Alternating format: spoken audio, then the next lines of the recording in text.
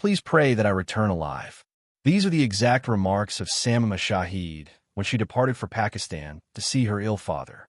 Is a woman entitled to govern her own life, or are family honor and reputation more important than everything else in the world? Samia Shahid was born November 15, 1987, in Bradford, West Yorkshire, United Kingdom.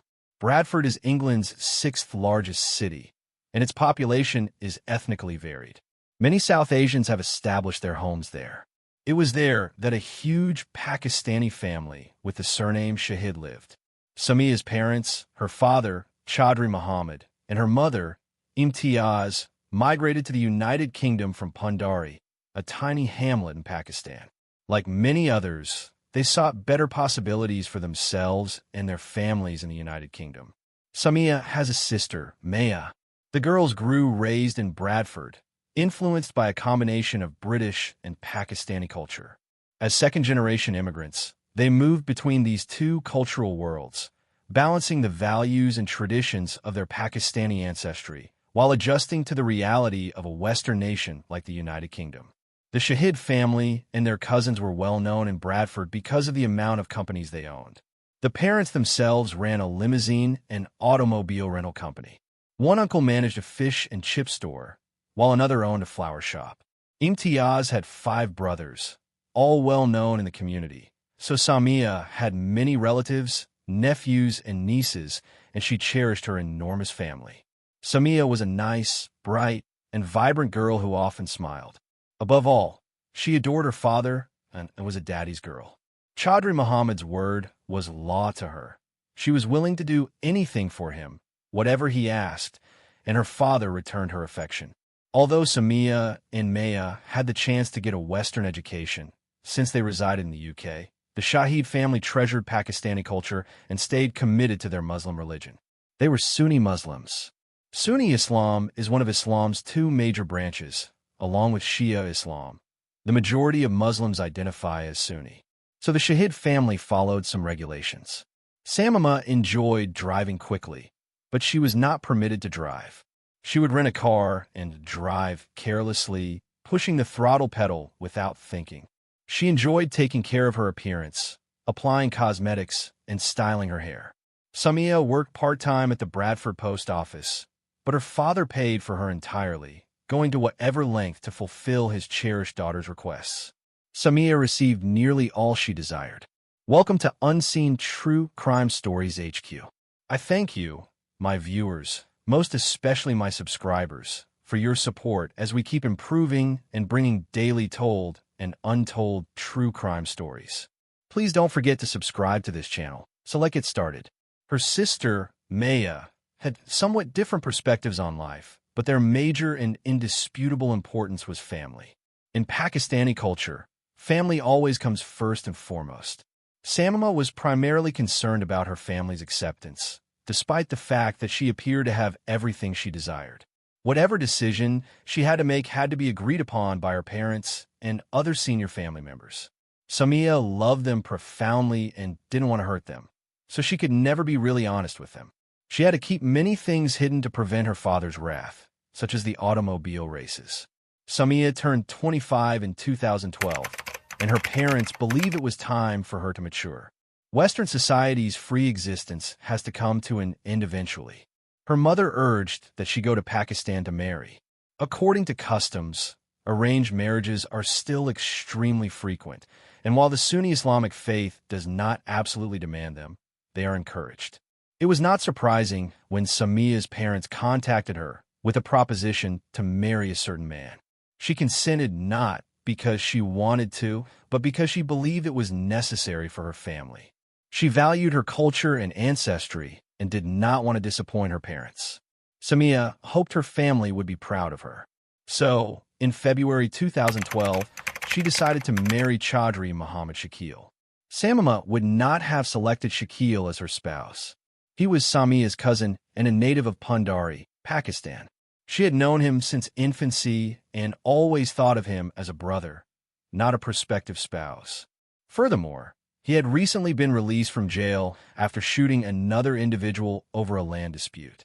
Marrying distant cousins among British Pakistanis is primarily intended to retain land ownership within the family, hence increasing family estates. Her parents were likewise cousins who had an arranged marriage that turned out well. Samima was escorted to numerous Pakistani shops to buy everything she wanted for the wedding, including spectacular dresses, stylish jewelry, and matching accessories. Her father, Muhammad, paid for everything. Samima browsed with curiosity, hoping to feel enthused about the forthcoming wedding. But deep down, she understood that money could not buy happiness. She wasn't really pleased with the marriage her parents had chosen for her, but she had to accept it at the time. Samia knew her parents wanted the greatest groom for her, but she had a strong feeling that marrying Shakil would make her miserable. She couldn't inform her family for fear of upsetting them, so she tried to look joyful at all times. When Samia boarded a plane to go to Pakistan in mid-February 2012, she texted a friend that she was making the worst mistake of her life and couldn't believe she was doing it. Later, her sister, Maya, refuted several of these accusations. She stated that Samia had multiple marriage proposals to pick from and ultimately chose Shakil herself. Yes, it was a planned marriage, but it was not forced, and the distinction between arranged and forced weddings is significant. When Samima initially came in Pakistan to meet her future husband, Shakil, she told her friends she couldn't even look at him and was relieved she hadn't vomited. Samia and Shakil held a beautiful wedding. Many people from Bradford traveled to Pakistan to congratulate the young couple and enjoy the happy occasion. On February 27, 2012, a 4-day ceremony began with nearly 1,000 people. As a wedding gift, Muhammad gave the newlyweds their own house in Pandari, near to the family home. Samia and Shakil moved into this residence after their wedding and began their married life. The young woman could not accept the notion of changing her life and relocating in this little community. Nonetheless, Samia spent 4 months at this residence with her husband before returning to Bradford alone in June 2012. Shakil remained in Pakistan while waiting for immigration paperwork. Samia returned to England to file for a spousal visa for her husband, so he could become a British citizen, but she was not in a rush.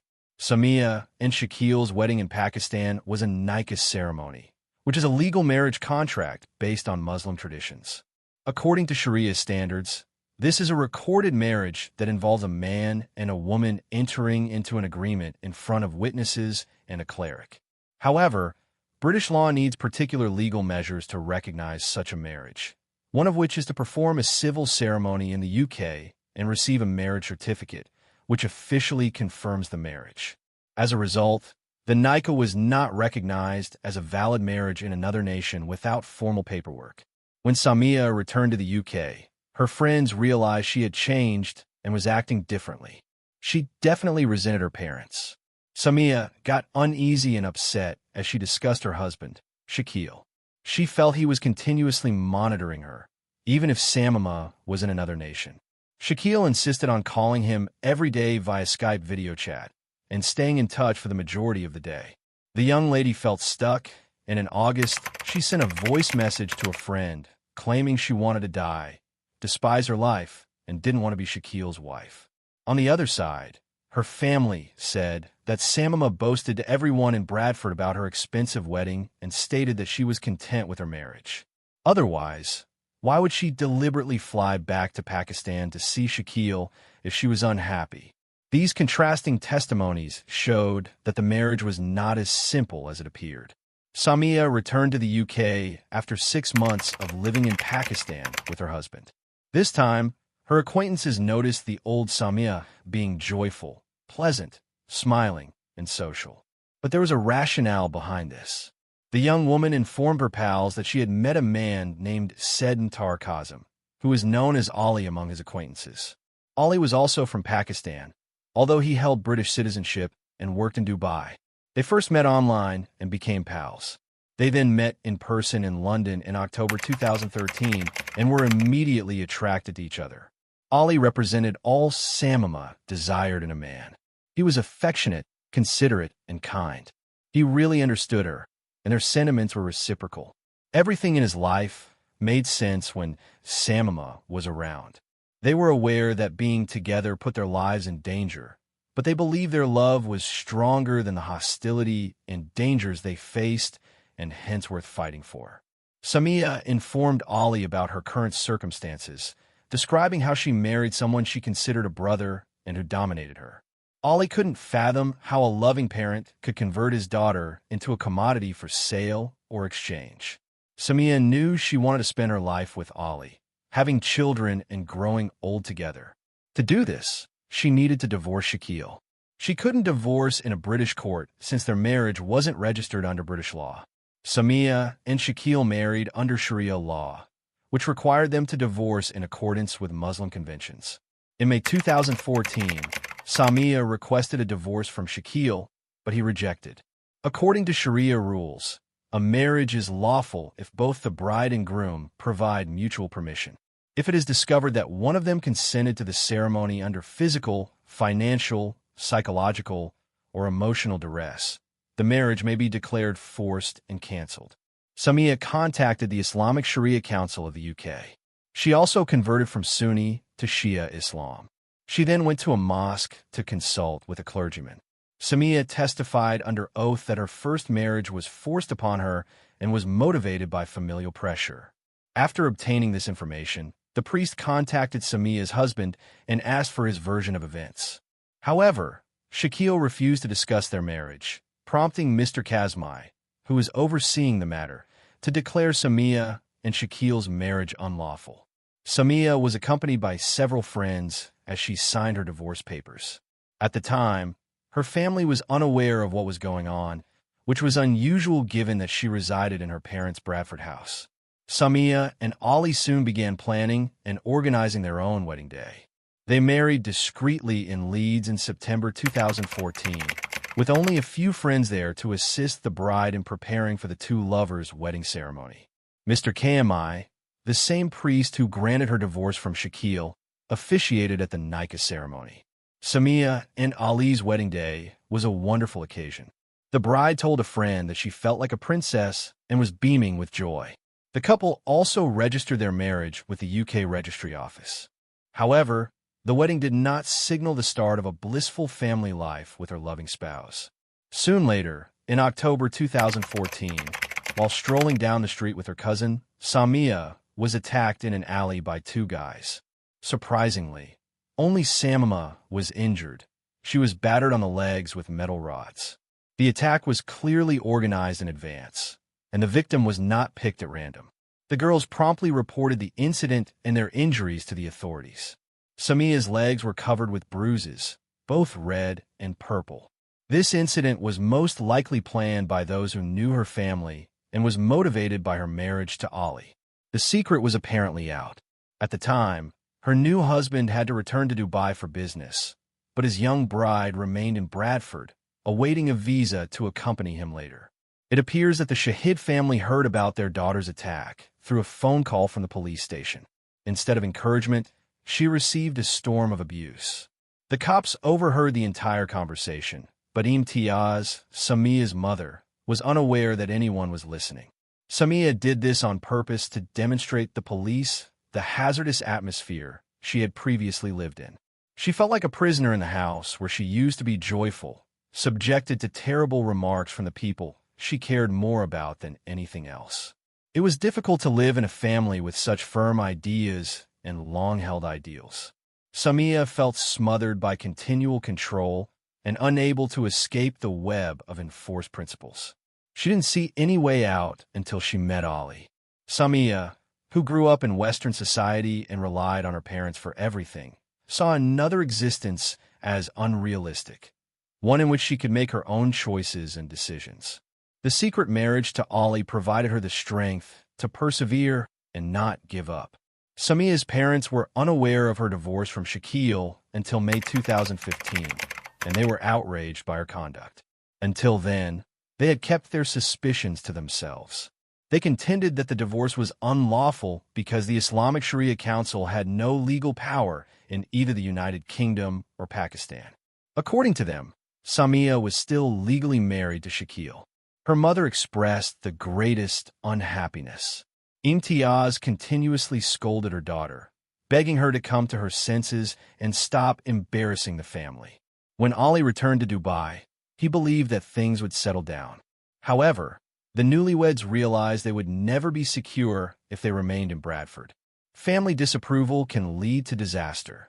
There are several examples of honor-related crimes. Fortunately, Samia acquired a visa to visit Dubai the same month. Several pals assisted her in covertly purchasing a ticket and preparing for departure. When the paperwork were ready, Samia boarded a plane and traveled to Ali the next day. It was a tough decision given how much she loved her family, but for the first time, she chose her happiness above her loved ones, hoping that her sacrifice would be vindicated. As soon as Samia went for Dubai, her parents reported her missing to the police. The family just refused to recognize that she had made her own decision and rejected their thoughts. When they discovered their daughter's secret marriage, they assumed the second marriage was fraudulent. They rushed to the Shia mosque's preacher, Mr. Kazmi, and demanded explanations. They refused to listen to sensible explanations and linked their daughter's connection with Ali with adultery, claiming that under Muslim law, she was still married to Shakwal. The Shahid family even threatened the priest for his involvement in Samia's misbehavior. Mr. Kazmi reported the threats to the police, who advised him on how to be safe. Meanwhile, Samia was really pleased in Dubai. She enjoyed the careless, unrestrained life filled with love. She drove, cooked, and was madly in love with her husband Ali. Samia freely expressed her delight on social media. They couldn't wait to become parents. Samia was desperate for a child and wanted to be a mother as soon as possible. At the same time, she was unable to let go of her family and desired to live in both Bradford and Dubai. Samia had always intended to raise her future children in the United Kingdom and for them to be British. She had lived practically her entire conscious existence in England, surrounded by her enormous family, and she couldn't have predicted that the tension between her and her loved ones would continue the rest of her lifetime. Samia spoke with her parents almost every day, attempting to persuade them that she was not to blame and only wanted to be happy. Every moment of her marriage to Shakwal was a strain. She hoped her parents would love Ali as much as she did and accept her decision. Samia wished most of all to see her father with Ali. Unfortunately, her aspirations did not come true. Instead, Chaudhry Muhammad phoned the fictitious son-in-law and urged him to leave his daughter alone. Naturally, Ali refused, insisting that Samia was now his legal wife and that he would not abandon her. Muhammad believed that the new spouse had not become a member of the family since he was not a Sunni Muslim. In addition, their marriage took place in secret, without parental sanction. Family reputation and honor are extremely significant in some cultures. Ali and Samia, according to her parents and other relatives, had mistreated the Shahid family, and now everyone was pointing fingers at them. In June 2016, Samia discovered that Shakwal's mother, her aunt, had died. Samia was devastated. She adored her aunt and wished to travel to Pakistan for her burial.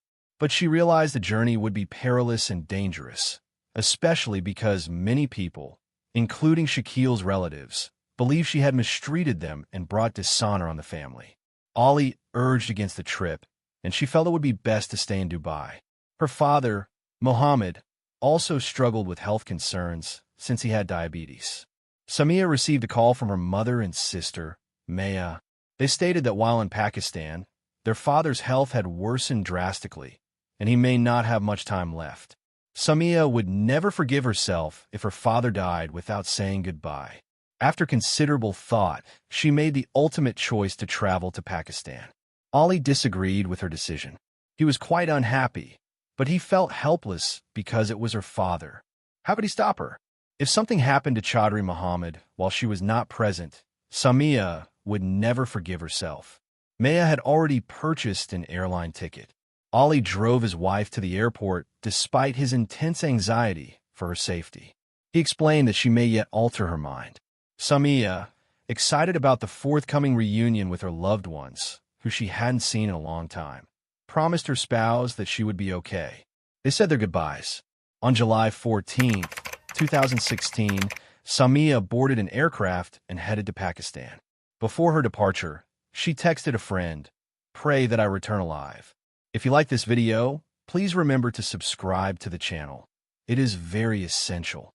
Samia spent her first night in Pakistan at a friend's house. She stored her documents and returned ticket there for safekeeping. Throughout her stay, she maintained frequent communication with Ali, reassuring him of her safety. She spent her entire time in Pakistan with her family. On July 18th, she went to her aunt's cemetery with her father. On July 19th, Ali informed her about a disturbing dream he had, and she responded by asking him to pray for her safe return to Dubai. She was scheduled to travel home in 2 days. However, on July 20th, Samia stopped replying to texts. Ali's letters remained unopened, and the stillness troubled him deeply. That evening, a heartbroken dad contacted the Pundari police station to report his daughter's death. When officers arrived at the address, they discovered a woman's body at the foot of the steps. She had died, and her name was Samia. Her shoes were nearby, her handbag was at her feet, and she had a black scarf over her face. Her eyes were closed, and froth was flowing out of her lips. The caller described himself as Muhammad, Samia's father. He explained to the authorities that his daughter resided in this house with her husband, Shakil, and pointed to the steps for where she had fallen and died. When the police questioned where Shakil was, his father shrugged and stated he had no idea. No one had seen him since Samia died. A few hours later, Samia's mother and sister arrived in Pakistan, having learned of her death.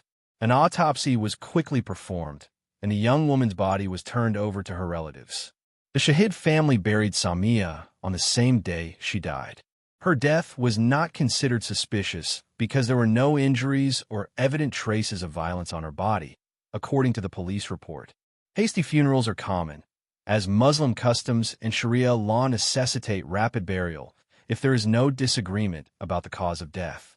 News of Samia's death circulated swiftly, although there were contradicting stories. Some speculated that the young woman died of a heart attack or asthma attack, while others said she tumbled down the steps and shattered her neck. Local news outlets said that Samia committed herself owing to acute depression about not having children. However, her family rejected this. Ali received a call from Samia's cousin, informing him that she had died of a heart attack. Ali first dismissed it as a terrible joke, believing they were simply attempting to keep her in Pakistan. He boarded the first aircraft to be with his bride. When he discovered Samia was indeed dead, he rushed to the Pundari police station and reported his wife's murder. Ali described how Samia abandoned her first husband, Shakil, and how her family was unhappy about it. His story certainly altered the police's stance on Samia's death. They suspected that it was an honor killing, but couldn't do anything because the body had already been buried. When word of a young British woman's tragic death circulated around England, officials from a news station called Samia's father, Muhammad. In an interview, he stated that his daughter was pleased with her marriage and that her husband's name was Shakwal. He fully disputed Ali's existence, calling him a blackmailer. Ali eventually obtained a copy of Samia's autopsy report. It reported that a reddish-brown bruise was discovered around her neck, and the cause of death was strangling. Male sperm was also discovered within her body. It is alleged that the police were first paid to conceal Samia Shahid's exact cause of death. Ali immediately organized a news conference in Pakistan, displaying images of the bruise on his wife's neck. He wanted what happened to Samia to be widely known so that he could determine how she died and who was to blame.